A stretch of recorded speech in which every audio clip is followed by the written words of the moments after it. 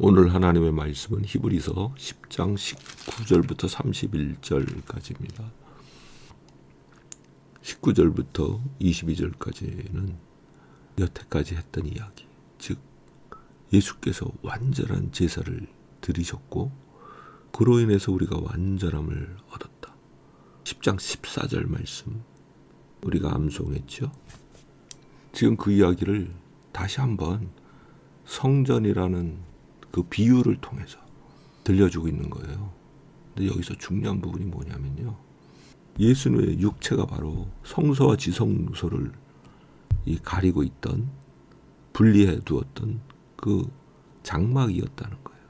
그래서 지성소에는 1년에 한 번만 대제사장이 피를 가지고 들어가는 무척 어렵고 영광스러운 자리였죠. 그런데 예수님의 육체를 찢으심으로 그 장막을 찢어버리셨다는 거죠. 마태복음 27장 51절에 보면은 예수께서 운명하셨을 때 성소에 있는 휘장이 위에서부터 아래로 찢어져서 둘이 되었어요. 찢어지면 아래서부터 위로 찢어지는 게 정상이죠. 근데 위에서부터 아래로 장막이 찢어졌어요. 하나님께서 상징적으로 이 장막을 직접 찢으셨다, 그렇게 볼 수 있는 것이죠. 그럼 이 장막을 찢었다, 이게 무슨 의미냐? 이제는 아무런 두려움 없이 이 믿음의 사람들은 하나님 앞에 나아갈 수 있다, 그런 거죠. 그런데 그 두려움의 가장 근본적인 원인이 뭐냐면요, 우리를 정죄하는 양심이에요. 그래서 22절에 보면은 우리를 악한 양심에서 깨끗하게 했다. 아니, 양심이 어떻게 악해요? 양심이 악할 수가 있어요. 양심이 우리를 정죄해서 죽이기도 하거든요. 그래서 마귀가 양심을 이용할 수 있어요. 물론 우리는 하나님의 뜻을, 양심의 소리를 들으면서 분별하기도 하죠. 그러나 그 선하고 좋은 하나님께서 우리에게 주신 양심을 마귀가 이용해서 우리를 정죄하고 우리를 하나님 앞에 나아가지 못하도록 죄책감에 가두어버리는 그런 상황을 많이 만들죠. 그런 악한 양심으로부터 우리가 완벽하게 깨끗하게 되어서 하나님 앞에 가까이 나아갈 수 있게 되었다. 그게 바로 10장 14절에 한 제물로 우리가 거룩하게 온전케 되었다는 말씀의 뜻인 거예요. 악한 양심이 우리를 찌를 때, 우리가 분명히 회개했는데 계속 찝찝하고 무언가 계속 정죄하는 마음이 들 때, 이 19절부터 22절 말씀을 암송하면서 하나님 앞에 담대히 나아가는 우리가 되기를 바랍니다. 그래서 이런 우리의 믿음의 고백을 굳세게 잡고 흔들리지 말아라, 그 이야기를 23절부터 하죠. 그런데 그렇게 믿음의 고백, 우리의 신앙을 굳게 잡는데 정말로 필요하기 때문에 권하는 것이 무엇이냐면요, 모이는 것을 포기하지 말아라.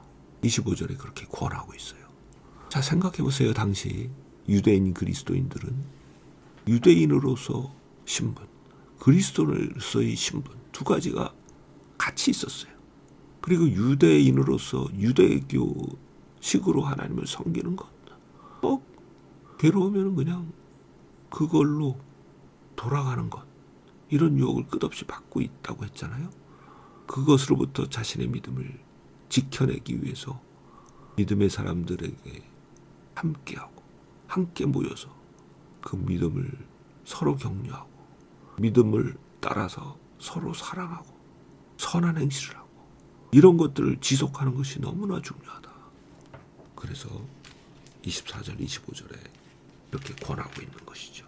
그런데 이 믿음의 사람들의 이 교제를 떠나서 옛날 유대교로 돌아간 사람들이 있었던 것 같아요. 그들에 대해서 26절부터 31절까지 무서운 말씀을 기록하고 있죠. 한번 진리의 지식을 받은 후에 고의적으로 범죄하면 더 이상 죄를 위한 희생이 남아있지 않다. 더 더 이상 용서받을 길이 없다는 거예요. 오직 심판에 대한 두려운 마음, 그리고 원수를 사르는 맹렬한 불만이 있을 것이다. 엄청나게 무서운 말씀이죠. 이 유대교로 다시 돌아간 사람들은요, 그렇다라는 거예요. 이미 예수 그리스도가 누구신지를 정확하게 알고, 심지어 성령의 감동하심까지 받고 성령의 은사도 체험하고 그랬던 사람들 가운데 다시 유대교로 돌아간 사람들, 그 사람들 이야기를 하고 있는 것이거든요. 그들은 하나님의 아들을 발로 밟은 것이다. 그들이 얼마나 혹독한 심판을 받을 것 같냐. 29절에 그 이야기를 해요. 실제로 바울이 사도행전에서 했던 말을 보면요, 예수 믿는 사람들을 핍박할 때 그들로 강제로 모독하는 말을 하게 했어요. 누구를 모독하는 말을 하게 했을까요? 바로 예수님을 모독하게 하는 말을 했었죠. 사도행전 26장 11절에 보면 그 이야기가 나오죠. 그런 핍박, 그런데 굴복해서 예수님을 모독까지 하면서 유대교로 돌아갔던 사람들에 대한 경고. 그래서 다시는 여러분들은 그렇게 하지 말라, 이런 말씀을 하고 있는 것이죠. 우리는 놀라운 긍휼을 입은 자예요.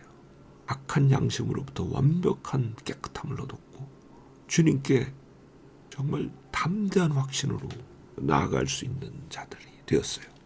그런 우리의 기도를 주께서 외면하실까? 그럴 수가 없죠. 우리의 간구는 한마디 한마디도 결코 땅에 떨어지지 아니하고 주께서 들으신 바가 되고 주께서 반드시 응답을 주신다. 우리는 그것을 확신할 수가 있죠.